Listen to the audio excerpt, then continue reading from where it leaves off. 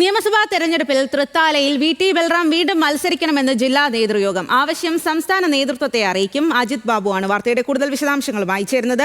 അജിത്, വീണ്ടും വി.ടി. ബൽറാം മത്സരിക്കണം എന്ന് പറയുകയാണ്. കഴിഞ്ഞ തവണ മത്സരിച്ചു, പരാജയപ്പെട്ടതാണ്. പിന്നീട് ഇത്രയും വർഷത്തെ അദ്ദേഹത്തിന്റെ പ്രവർത്തനങ്ങളൊക്കെ എത്രമാത്രം ജനങ്ങൾക്ക് സ്വീകാര്യമാണ് എന്നുള്ളതുണ്ട്. അപ്പോൾ ജില്ലാ നേതൃത്വത്തിന്റെ ആവശ്യം എങ്ങനെയാണ് സംസ്ഥാന നേതൃത്വം സ്വീകരിക്കുക? വി.ടി. ബൽറാം മത്സരിക്കാനുള്ള സാധ്യത എത്രമാത്രമാണ്?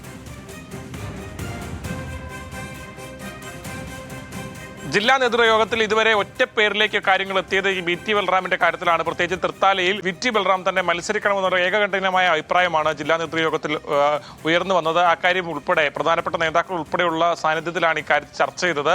ആ വിവരം സംസ്ഥാന നേതൃത്വത്തെ കൃത്യമായി തന്നെ അറിയിക്കും. തൃത്താലയിൽ വി.ടി. ബൽറാമിനെ മത്സര വിജയത്തിന് നല്ല സാധ്യതയുണ്ടെന്നാണ് UDF-ന്റെ ജില്ലാ നേതൃയോഗം വിലയിരുത്തുന്നത്. അതുകൊണ്ട് തന്നെ അവിടെ ഈ സാഹചര്യങ്ങൾ MP രാജേഷിനെതിരെ വി.ടി. ബൽറാം കഴിഞ്ഞ തവണത്തെ മത്സരം കേരളത്തിലാകെ ശ്രദ്ധിക്കപ്പെടുന്ന മത്സരമായിരുന്നു. അതിനുശേഷം ഇത്തവണ മണ്ഡലം തിരിച്ചു പിടിക്കാനായി വി.ടി. ബൽറാം കളത്തിലിറങ്ങുകയാണെന്ന സ്ഥിതിയിലേക്ക് കാര്യങ്ങൾ എത്തുകയാണ്. സംസ്ഥാന നേതൃത്വം ഏതാണെങ്കിലും ഇതിനോട് അനുകൂലമായി പ്രതികരിക്കാൻ കഴിയുന്ന ഒരു രീതിയിലേക്ക് പോകുമെന്നുള്ളതാണ് നമുക്ക് മനസ്സിലാവുന്നത്. അങ്ങനെയാണെങ്കിൽ ഇന്നത്തെ ഈ തീരുമാനം സ്വാഭാവികമായും അതൊരു പ്രഖ്യാപനം കൂടിയായി മാറും. തൃത്താലയിൽ വി.ടി. ബൽറാം കളത്തിലിറങ്ങും UDF-നായി.